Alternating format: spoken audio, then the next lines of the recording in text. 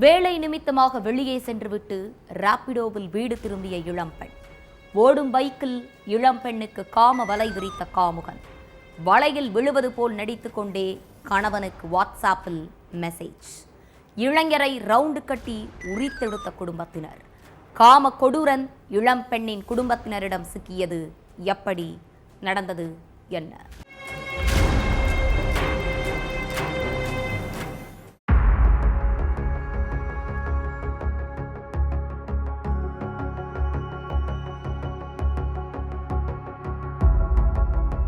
Night நேரம் பரபரப்பான சென்னை வானகரம் சாலையில 2-3 இளைஞர்கள் சேர்ந்து ஒரு இளைஞரை சரமாரியா அடிச்சிருக்காங்க. இளைஞர் வலி தாங்க முடியாம கத்தி கூச்சல் போடவே ரோட்ல போயிட்டு இருந்த மக்கள் சிலர் என்ன ஏதுன்னு கேட்டு இருக்காங்க.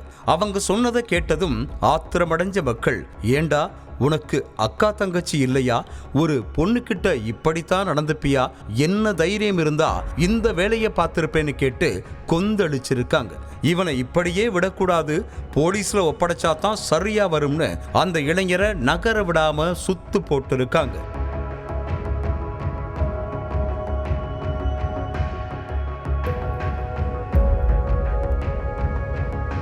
ஒரு பொண்ணு பைக்கில் வந்தா நீ துணிச்சலா வேண்டாத வேலை பண்றனா உன்னை இப்படியே விட்டா மற்ற பொண்ணுங்க கிட்ட இதை விட மூர்க்கமா நடந்துக்க மாட்டேன்னு என்ன நிச்சயம் அப்படின்னு மக்கள் இளைஞரை அடிச்சு துவச்சிருக்காங்க. அதுலயும் தன்னோட கோபத்தை கண்ட்ரோல் பண்ண முடியாத அந்த பெண்ணோட கணவன் கைக்கு டைமிங்ல ஒரு கட்டை மாட்டிருக்கு. அந்த கட்டையால இளைஞரை ஆவேசமா அடிச்சிருக்காரு. அதை தடுத்த அங்க இருந்த சிலர் எதுவாயிருந்தாலும் போலீஸ் வரட்டும், அவங்க பார்த்துப்பாங்க, நீங்க அடிக்காதீங்கன்னு தடுத்திருக்காங்க.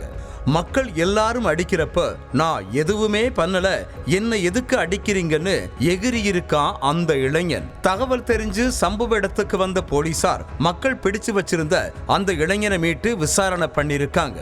அதுல அந்த இளைஞனோட பேரு சிவகுமாருங்கிறதும் சொந்த ஊரு தேனிங்கிறதும் தெரிய வந்திருக்கு. ஊர்ல எந்த வேலையும் கிடைக்காததால கடந்த சில வருஷங்களுக்கு முன்னாடி தான் அடையாறுல வாடகைக்கு வீடு எடுத்து ராபிடோ ஓட்டி பிழைப்ப நடத்திட்டு வந்ததும் தெரிய வந்திருக்கு. சம்பவத்தன்னைக்கு மாலை 7 மணிக்கு 21 வயசான அந்த இளம்பெண் பள்ளிக்கரணையில உள்ள தன்னோட சொந்தக்காரங்க வீட்டுக்கு போறதுக்காக ராபிடோ பைக் புக் பண்ணியிருக்காங்க. கொஞ்ச நேரத்துல அங்க வந்த சிவகுமார் இளம்பெண்ணை பிக்கப் பண்ணி அவங்க சொன்ன இடத்துல டிராப் பண்ணியிருக்கான். அப்போ அந்த இளம்பெண் சிவகுமாரோட போன் நம்பரை வாங்கியிருக்காங்க. ஏன்னா அரை மணி நேரத்துல இங்கிருந்து கிளம்பிடுவேன், மறுபடியும் என்னை வந்து பிக்கப் பண்ணிக்க முடியுமான்னு அந்த இளம்பெண் கேட்க சிவகுமாரோ தன்னோட போன் நம்பரை கொடுத்திருக்கான். அதுக்கு பிறகு இளம்பெண் சொன்ன மாதிரியே அரை மணி நேரத்துக்கு அப்புறம் சிவகுமாருக்கு கால் பண்ணி வர சொல்லியிருக்காங்க. அடுத்து ஸ்பாட்டுக்கு போன சிவகுமார் கிட்ட இளம்பெண் மதுரவாயல்ல என்ன இறக்கி விடுங்கன்னு சொல்லவே அவங்கள பைக்கில் கூப்பிட்டு போகும்போது இளம்பெண் கிட்ட இரட்டை அர்த்தத்துல பேசுனது மட்டுமில்லாம பாலியல் சீண்டல்லையும் ஈடுபட்டிருக்கான். அந்த நேரத்துல வேற எந்த பொண்ணுங்களா இருந்தாலும் கத்தி கூச்சல் போட்டிருப்பாங்க. அப்படி இல்லைன்னா தன்னை காப்பாத்திக்கிறதுக்காக பைக்ல இருந்து கீழே கூட குதிச்சிருப்பாங்க. ஆனா இந்த இளம்பெண்ணோ அந்த இளைஞர்கிட்ட கேஷுவலா பேசிக்கிட்டே வாட்ஸ்ஆப்ல தன்னோட கணவருக்கு மெசேஜ் பண்ணி நடந்த விஷயத்தை சொல்லி இருக்காங்க. அதுக்கு இளம்பெண்ணோட கணவர் அவங்க கிட்ட நைஸா பேச்சு கொடுத்து வானகரத்துக்கு கூப்பிட்டுட்டு வா, நான் பாத்துக்கிறேன்னு சொல்ல இளம்பெண்ணும் சிவகுமார் கிட்ட வானகரத்துல இறக்கி விடுங்கன்னு சொல்ல அவனும் கூட்டிட்டு போயிருக்கான். அங்க மறைஞ்சு நின்னுக்கிட்டு இருந்த இளம்பெண்ணோட கணவனும் அவங்க தம்பின்னு சொந்தக்காரங்கன்னு சேர்ந்து சிவகுமாரை புரட்டி எடுத்திருக்காங்க. அதோட போலீஸ் கிட்டையும் பிடிச்சு கொடுத்துட்டாங்க.